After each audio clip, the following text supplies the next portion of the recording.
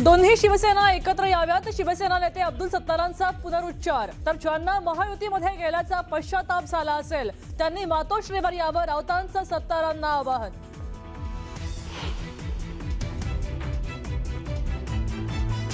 सोलापूर विधान परिषद निवडणुकीमध्ये मोठा ट्विस्ट। काँग्रेस उमेदवार आदित्य फत्तेपूरकरांच्या अर्जावर आपली सही नसल्याचा सूचकाचा दावा।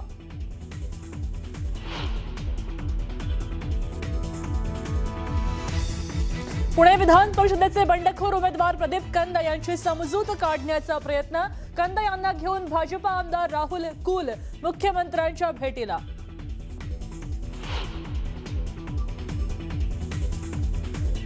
नीट सीबीएसई घोटाळ्याविरोधात मुंबई युवा काँग्रेस आक्रमक। युवा आक्रोश मोर्चातून शिक्षण मंत्री धर्मेंद्र प्रधानांच्या राजीनाम्याची मागणी। तर इंधन दरवाढी विरोधात शिवसेना उबाठाचं भायखळ्यात आंदोलन।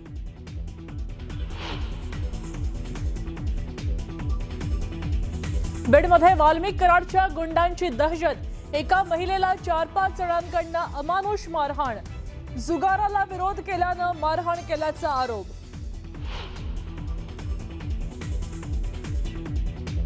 मंचरमध्ये कांद्याच्या प्रश्नावर रोहित पवारांच्या नेतृत्वात मवियानं केलं आंदोलन।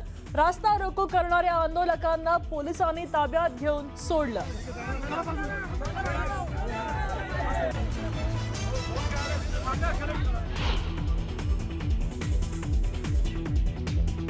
आणि सुरत धुळे हायवेवर भीषण अपघात। 2 बसेस आणि ट्रॅक्टरच्या धडकेमध्ये 8 प्रवाशांचा होरपळून मृत्यू।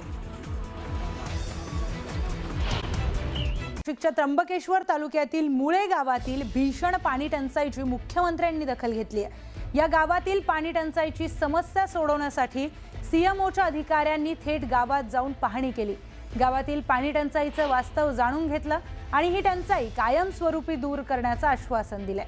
तात्पुरत्या स्वरूपामध्ये या ग्रामस्थांना टँकरद्वारे गावात ठिकठिकाणी टाक्या लावून पाणी दिलं जाणार आहे। त्यामुळे गावातील पाणी टंचाईवर न्यूज 18 मराठीनं एक विशेष वृत्तांकन देखील केलेलं होतं। न्यूज 18 मराठीनं या गावाची व्यथा दाखवली आणि त्यानंतर 24 तासांच्या आत सीएमओनं त्याची दखल घेत मदत केली आहे। दरम्यान उपमुख्यमंत्री एकनाथ शिंदे यांच्या संस्थेनं ही बातमी पाहताच गावाला पाण्याचे टँकर पुरवण्याचा निर्णय घेतला।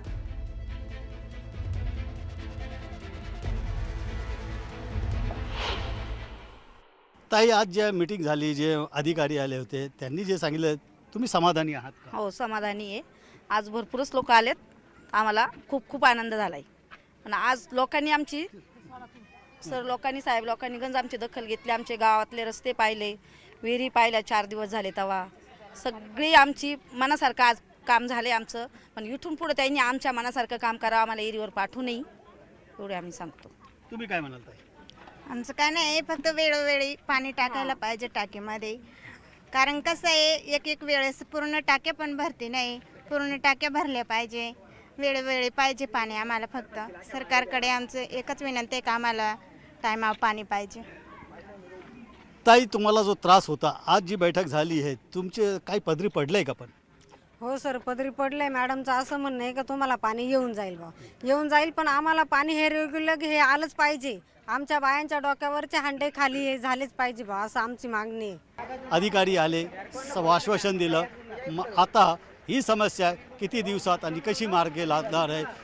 मुळेगावातल्या लोकांना रोज पाणी मिळणार आहे का नाही, हे आगामी काळच ठरवलं। व्हिडिओ जर्नलिस्ट योगेंद्र वाघसह बब्बू शेख, न्यूज 18 मराठी, मुळेगाव, त्र्यंबकेश्वर।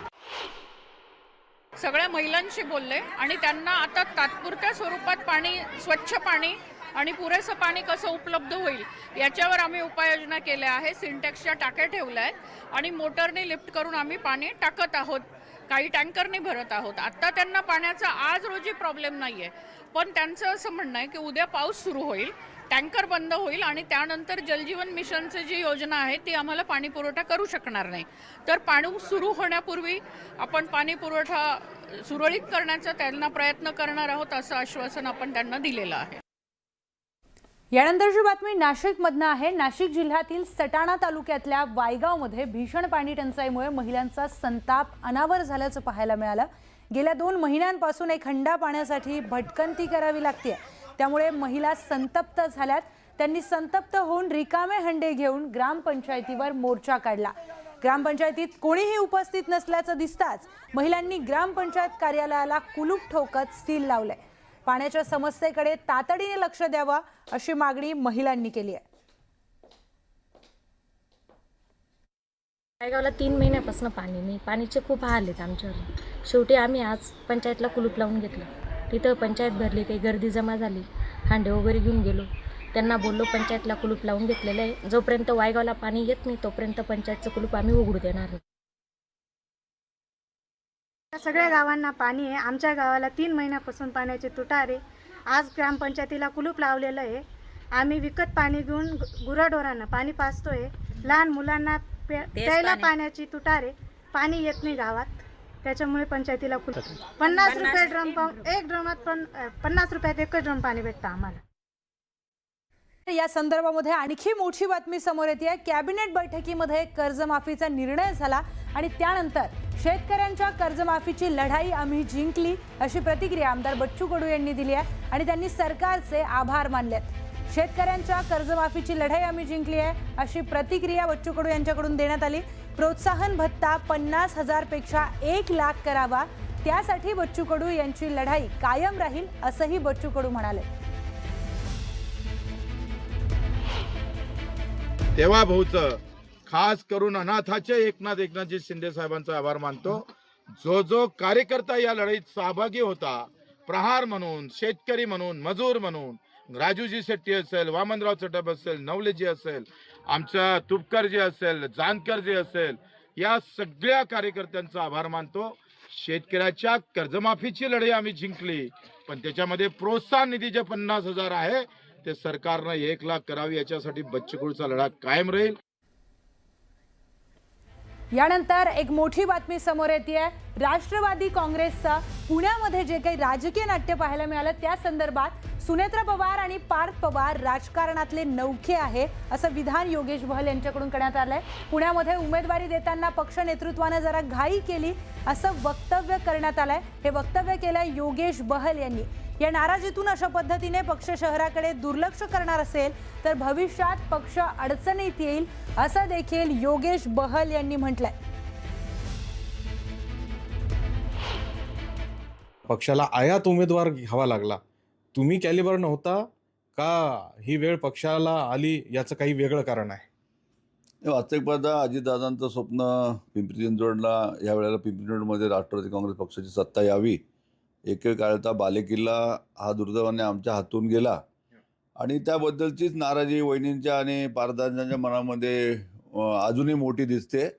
परंतु अशी नाराजी कायम ठेवून पिंपरी चिंचवडचं कधी भलं होणार नाही.